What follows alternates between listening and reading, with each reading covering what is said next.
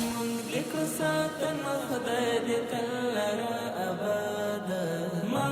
د احصایې او معلوماتو ملي ادارې د کابل ښار د کارتیچار د الکترونیکي تذکرو ویشڅانګه کې تېر 1402 کال شاوخوا 80,000 هیوادوالو ته الکترونیکي تذکرې ویشلې دي. په تېر 1402 کال کې موږ د 80,000 شاوخوا کې الکترونیکي تذکرې هیوادوالو ته توزیع کړي دي، چې له هغه جملې څخه 3,000 ویش وروسته خدماتو له څانګې څخه توزیع شوي. د کارتیچار د الکترونیکي تذکرو د ویشڅانګې عمومي مدیر محمد عظیم خپلواک وایي چې په یاده ویشڅانګه کې په ورځني ډول تر 1500 کسانو مراجعین لري.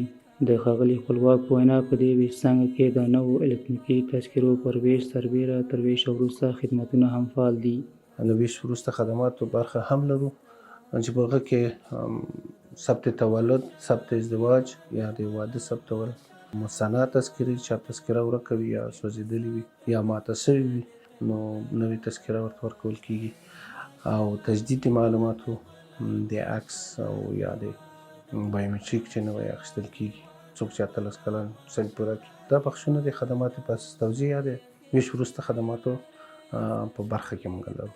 ځینې هیوادوال چې د الکترونیکي تذکرو اړوند خدمتونو د ترلاسه کولو په موخه دې څانګې ته راغلي، د خدمتونو د وړاندې کولو له بهیر خوښ دي او د الکترونیکي تذکرې درلودل له دولتي او غیر دولتي بنسټونو څخه د خدمتونو د ترلاسه کولو لپاره ګټور ګڼي. د کارتیچار په الکترونیکي مرکز کې خپله الکترونیکي تذکره واخلم، موږ هویت تثبیت کولی سي، زیاتو مشکلاتو کې موږ په رفع کېدو کې موږ سره مرسته کولی سي.